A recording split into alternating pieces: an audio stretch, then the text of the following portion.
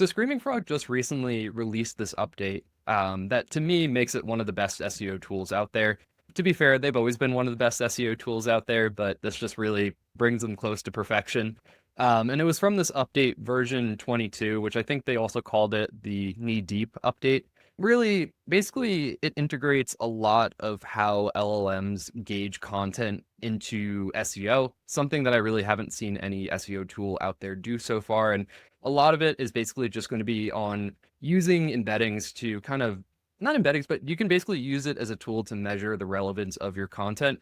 So I figured this would just be a really just a good opportunity to just walk through this update and show you the different features that you're basically capable of using with it. So obviously you need to have the update installed. I think you in help check for updates. Yeah. So there's going to be a few different sections that we're going to be able to take a look at. So we're going to get a visualization of our content cluster. It's going to kind of show you topical authority a little bit.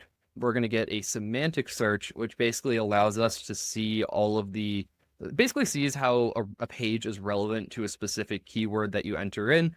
And there's also a few other issues that we can take a look at, but I will highlight that once I run the crawl. So if you want to get started with this, you're going to need API access. I believe for Screaming Frog to use their APIs, you need to have a subscription. Doesn't cost a lot of money. Definitely recommend going through with it. You could use Gemini, you can use OpenAI. I'm going to use OpenAI in this case. I'm going to set it up so you guys don't steal my API key. So I have the API for OpenAI connected. What I'm going to want to do next is do a prompt configuration. Basically for this one, I mean, there's so many things that you can do with it here. You're basically going to add custom prompts for basically for this crawl. In this case, I'm just going to do, instead of HTML, nope, sorry. Instead of ChatGPT, I'm just going to do embeddings. But I mean, obviously you can see there are a ton of different things that you can do here. You can use ChatGPT for text generation. You could do image generation, text to speech, just so many cool opportunities here. I mean, just to give you an example of what you can do with ChatGPT, we're going to stick with embeddings, but for ChatGPT, you can basically select basically like specific overview features that you want to take care of. So for an H1, your prompt could be specifically for H1s, or it could be specifically for meta descriptions or title tags. So you can basically use ChatGPT to write all of these at scale using your website. But really cool feature. But for here, I'm just going to use embeddings. They're going to generate embeddings for my entire website, for all of my content. They're going to flag you with an issue here. You basically want to store HTML. So if you basically end up coming across that error, you just come across here to crawl configuration. And I believe it's under spider extraction. And then you just want to come down here. I'll just store rendered HTML as well. And then once you can do that, then you can enable the embeddings. So now that I enabled it, I can basically have this, I have this connected to this crawl. Another thing that you're going to want to do for when you run the crawl is enable a crawl analysis. I believe this is what allows you to use that semantic search that I was talking about earlier. So the easiest way to do this, so you don't have to do it manually, just click auto analyze at end of crawl. And you can basically access this in configuration. It's going to be all the way at the bottom. I would just recommend that all of these are selected, and then again, at the end, just click auto analyze at end of crawl. And then again, before we run our crawl, there's just one last thing that you would want to check. You want to come over to this embedding section, and these are going to be a few different things that are going to be crawled, are basically a few things that are going to be checked with these embeddings. So enable embedding function, so that you're basically selecting which embedding prompt you want to use. You can either, again, use OpenAI, Gemini, Llama, whatever it is. Enable semantic similarity. So this is basically going to measure the relevance of a query versus a page, and then enable low relevance. So this is going to look at pages that, you know, across your website are just not relevant to your what your overall site is about. So if I am an SEO and I'm creating an article about like parenting tips, then that's obviously going to have a low relevance score. I'll probably ignore paginated pages because, I mean, they're pretty much duplicates, so don't really care about that. And then basically we're just going to run the crawl, and I'll walk you through what that looks like afterwards. Okay, so now that the crawl has completed, there's a few things that I'm going to walk you through. I'm going to start out with the visualization just because I think it is a lot of fun to look at. And basically what this is It's basically a representation of my site's content and how relevant my content is to one another. So obviously, content that is going to be related to another one, or content that's going to be related to another, is going to be basically closer together in that cluster. You can see there's multiple clusters throughout my site that are grouped together, whether it's in this category over here. And basically, what the embedding is doing is calculating which pages are closest to one another. So if we come over here, I'm trying to see it because I have a bunch of articles on SaaS SEO. So when we're looking at cluster number 3, I have the SaaS SEO KPIs, and then let's look at the one that's closest to it: SaaS SEO roadmap, best SaaS SEO tools. SEO isn't driving revenue, demos, or free trials. SaaS SEO mistakes. There was another one. Let's see. I mean, you get the point. It's basically showing me all of the pages that are closest together in terms of relevance. And the one way that I like to describe it is that you're basically looking at the topical authority of a website. You're looking at like where are the areas that they're covering the most?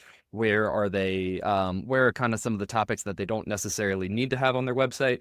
And you can see that we actually have some outliers that are out here, the ones that aren't necessarily going to fit well into this cluster. Obviously, not every site is going to be perfect. Let's see. I know I have like I have an article about ADHD SEO, not relevant to SaaS SEO, not relevant to Google Search Console, which I do have a fair amount of pages on my website. But yeah, so it's basically going to show you ones that might not be as relevant on your website and you might want to consider getting rid of. Was this a category statistics? Yeah, like these are all different pages that are going to be kind of lumped together in terms of relevance. So for the ones that are outliers, you just want to look at them and see if they are pages that you need to have on your site. If they're not relevant and you don't really necessarily need to have them, then you can consider getting rid of them. But this is a great way to look at topical authority from kind of like a bird's eye view almost. Another way that we can look at this is through so they have a few new features that you can take a look at. It's the semantically similar content and then the low relevance content. Obviously, we can do this now since the crawl analysis is finished at the end of the crawl. And basically, this is the same thing that I was showing you in the crawl analysis. It's basically showing you which pages are closest semantically to each other. So literally exactly what I showed you in that visualization. It's just telling you these are the dots that are closest to one another. So I have my article fractional SEO. What is it? And the closest article to it is going to be an article that's talking about what's the difference between an SEO consultant, SEO agency, and a fractional SEO. So really cool. This is really great if you want to look for internal linking opportunities. Obviously, the visualization is going to work extremely well for this. The low relevance content, that's pretty much, I don't have any on my site, but I guess that's good for me. But if we're looking at low relevance content, then that's basically going to be those outliers that I was talking about. So the ones that are really far out here, and obviously in my case, it's still about SEO, even though it's about ADHD. But if we're talking about one that's like so far away from the cluster, then yeah, that's probably going to be something they're going to categorize as a low cluster, or low relevance page. And I think you can actually set a metric for it. That's what I was doing when I was in this embeddings tab. I came over to low relevance, enable low relevance threshold, and I believe this is the score that is analyzing what I would imagine it's like the distance in terms of relevance. So the farther a page is in terms of relevance, the less relevant it's going to be. So the threshold that I have at the moment is a 0.4. So might have to look into that a little bit more in terms of the actual like score that you want to look for that really determines whether a page is quality or relevant or not. But that I think the easiest way to look at it probably would be from the bird's eye view, because I mean you're getting a pretty clear visual about that. And the last thing that I just want to show, this is really cool, but this is another, I think, honestly, going to be a great way to find internal linking opportunities on a site and just honestly, overall, seeing if a page is relevant to a search query. So basically here, I can do a semantic search of all of the pages that are on my website. As you can see here, they're basically going to vectorize my search query and they're going to use it against the embeddings that are in place for all of the pages or basically for my whole website. So if I do something like SaaS, let's do SaaS SEO, because I have a lot of articles on that, it's now going to show me all of the articles that are relevant to that specific query.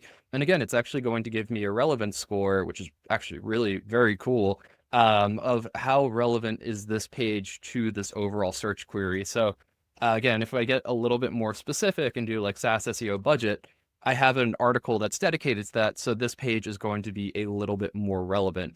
I have an article that's about startup marketing budgets. That's going to be lumped in as relevant. SEO versus PPC, PPC versus SEO, kind of has to talk about budget a little bit. Really, it's going to be a way to show you all of the pages that are going to kind of fall into that relevance bucket of your initial search query. So great way to find internal linking opportunities, and another great way to kind of see like how your page is matching up against the initial query. Because as it says here, it's not looking at the actual keywords. Like it's not, I forget the word. I think it's like a lexical search. Someone could call me out on it, but you're not searching for a keyword directly. You are basically finding the relevance of that query versus the page. So this is a really cool feature. And I think especially if you want to do like a competitor analysis, this is unbeat, because you can see how their page is relevant against a keyword that you want to go after, and then you can also see what are the other pages that are targeting that is also relevant on their site. That's pretty much all I've got here. This is a really cool update. Like I said, really upgrades Screaming Frog in every way, and